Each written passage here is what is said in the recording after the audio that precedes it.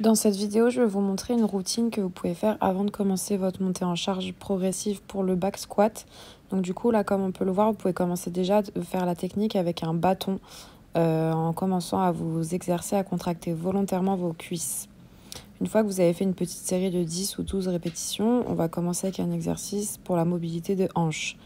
Donc, placez vos deux genoux avec un angle à 90 degrés, comme vous pouvez le voir sur la vidéo. Placez votre main contre votre jambe de devant, bien à plat à côté de votre pied.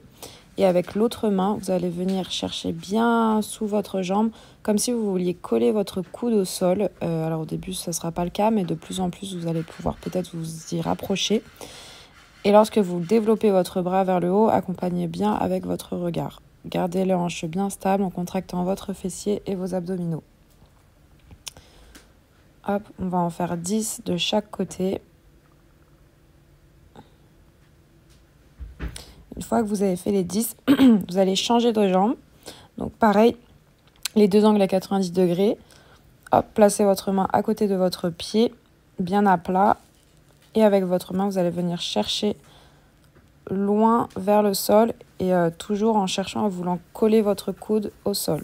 Même si ça ne sera pas le cas au début, surtout si vous n'avez pas beaucoup de mobilité. Mais ça viendra avec le temps, en pratiquant ce type d'exercice.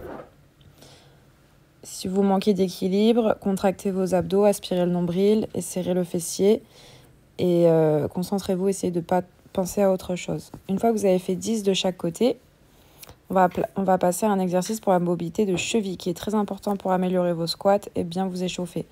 Vous allez mettre votre pied bien à plat sur le sol, le talon reste bien au contact du sol et vous allez venir mettre tout votre poids sur votre jambe pour étirer derrière la cheville. Vous allez faire 10 secondes par côté, faites-le en même temps que moi. Et après, vous changez de pied, voilà, donc bien le talon qui reste au sol et mettez votre poids sur la cheville.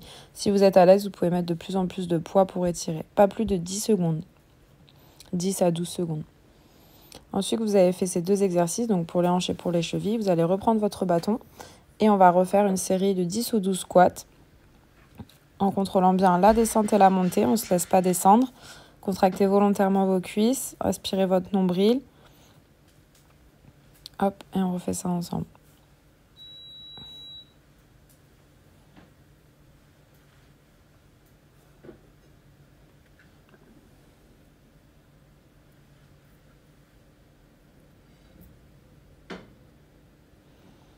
Une fois que vous avez fait ça, on va repartir sur une mobilité de hanche, mais un exercice un peu différent. Alors, fléchissez vos deux genoux, comme ceci, les fesses au sol. Et vous allez venir vous monter vers le haut et vous rasseoir vers le bas. Aspirez votre nombril pour garder l'équilibre. Hop, donc vous effectuez une extension de hanche, puis une flexion de hanche pour remettre vos fesses au sol.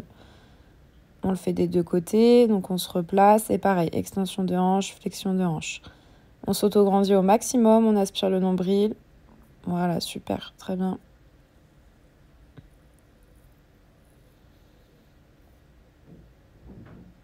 Hop, si ça vous fait du bien, vous pouvez le refaire un petit peu encore. Là, je le fais assez rapidement pour pas que la vidéo dure trop longtemps. Ensuite, vous allez vous mettre en position du canard, mettre vos coudes à l'intérieur de vos genoux.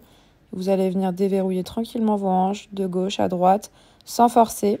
C'est vraiment, on essaie juste de réveiller un petit peu les articulations. Et après, vous allez reprendre la mobilité de cheville comme on a déjà fait. Donc le talon reste bien au contact du sol. Vous allez essayer de descendre un tout petit peu plus bas, mais toujours pas plus de 10 à 12 secondes. Ok, super.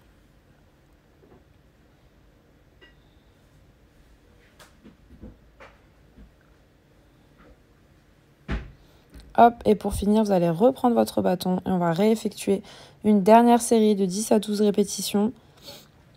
On contrôle la descente et on contrôle la montée. Et on contracte volontairement les cuisses, le fessier, on aspire le nombril. On commence à se préparer pour le back squat.